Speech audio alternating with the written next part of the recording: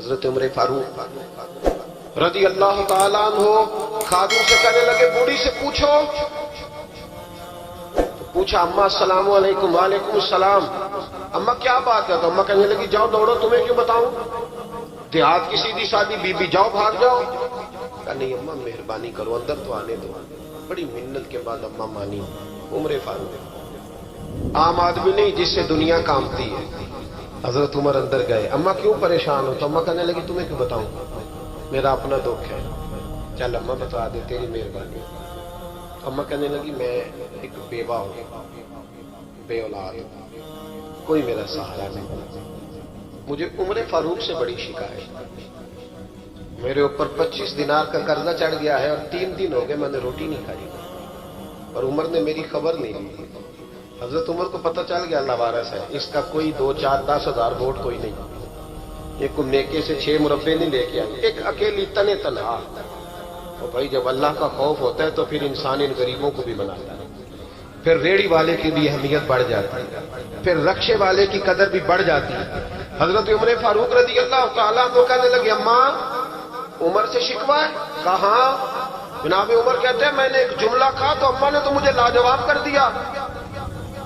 میں نے کہا اماں عمر کو کیا پتا کہ تو بھوکی ہے اور مقروض ہے، اسے کیا خبر؟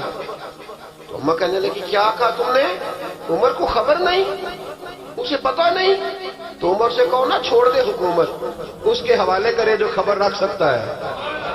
کیوں بیٹھا ہے ابھی؟ ہمارے حکمران کہتے ہیں ابھی میں صدمے میں ہوں، نکلوں گا تو بات کروں گا.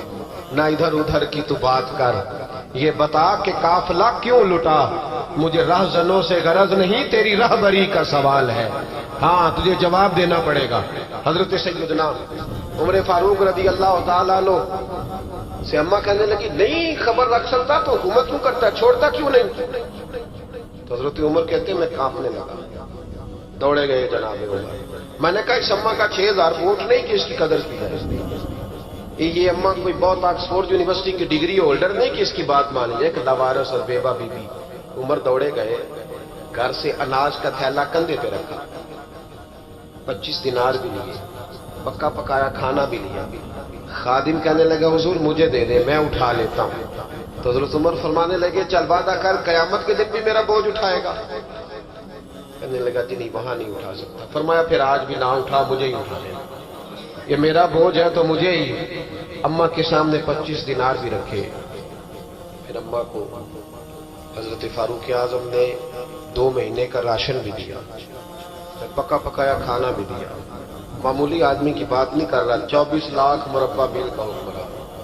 حضرت عمر مدینے میں بیٹھ کے کبھی للکار دیں تو کیسر و کسرا کی ٹانگیں کانپیں. جناب عمر فاروق رضی اللہ کھانا کھلا کے اماں چارپائی پہ تھی تو عمر نیچے بیٹھ گئے. کہنے لگی اماں چل عمر کو معاف کر، چل چل جانے دے، کوئی عرض نہیں، بیچارے کو پتہ نہیں چلا. تو اماں کہنے لگی تو نے پھر عمر کا ذکر چھیڑ دیا.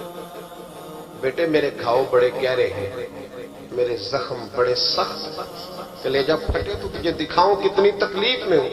میں تو پکا ہوا پھل ہوں، کسی وقت بھی دنیا سے چلی جاؤں گی. میں نے عمر کو معاف نہیں کرنا.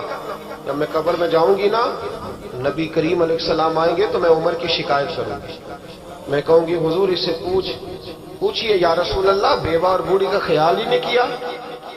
تو آپ کے غلام کہتا ہے میں نے عمر کو کبھی اتنا روتے نہیں دیکھا جتنا آج روئے. کہنے لگے اماں عمر کو میں جانتا ہوں وہ کمزور ہے، یہ شکایت نہ لگانا، وہ کمزور ہے، مقابلہ نہیں کر سکتا، یہ شکایت نہ لگانا، چل معاف کر دے. تو اماں کہنے لگی اچھا تو مجھے کچھ اچھا لگتا ہے، جا تیری خاطر عمر کو معاف کیا، تو پیارا لگا ہے جا معاف کیا، تیری خاطر معاف کیا، تیری خاطر عمر کو معاف کیا. حضرت عمر فاروق کہنے لگے مجھے لکھ کے دو. کون اتنے جتن کرے گا؟ کون؟ کسی سے کہنا جا اپنی اماں کو منا لے تو کہتے ہیں نہیں میری غلطی کوئی نہیں تو مناؤں کس بات کو؟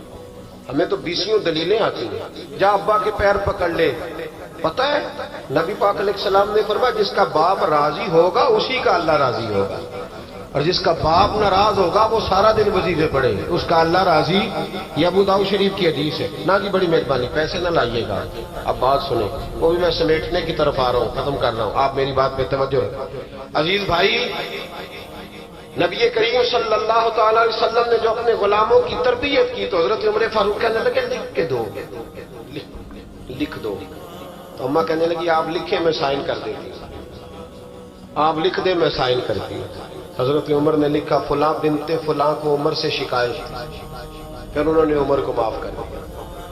اماں سائن کرنے ہی لگی تھی، سائن کرنے ہی لگی تھی کہ مولا علی شیر خدا آ گئے. حضرت عبداللہ ابن مسعود آ گئے. اوہو عمر یہاں بیٹھے ہوئے ہو، میں سارے مدینے میں تلاش کر رہا تھا، یہاں بیٹھے ہو، وہ کچھ لوگ ملنے آئے، نکلو. اماں نے سنا کہ یہ عمر تھے تو اماں اٹھ کے کھڑی ہوئی. آئے ہائے عمر تھے، آپ عمر تھے؟ تو جناب عمر کہنے لگے اماں تو نے جو کہا ٹھیک کہا، لیکن اپنے وعدے پہ قائم رہا، یہ ذرا سائن کر دے. اماں نے سائن کیے تو حضرت عمر فاروق فرمانے لگے علی آ گئے ہو تو بطور گواہ تم بھی دستخط کر دو. عبداللہ ابن مسعود تم بھی بطور گواہ جب سائن ہوئے تو جناب عمر نے رکا لپیٹا اور مولا علی شیر خدا سے فرمانے لگے علی یہ رکھ لو، مجھے لگتا ہے میں تم سے پہلے دنیا سے جاؤں گا، اور جب میں پردہ کر جاؤں نا تو یہ رکا میرے کفن میں رکھ دینا. اگر حضور علیہ السلام نے پوچھا نا میری امت کے ساتھ کیا سلوک کر کے آئے ہو، تو رکا نکال کے کہوں گا یا رسول اللہ ایک بوڑھی ناراض تھی میں اسے بھی راضی کر کے آیا.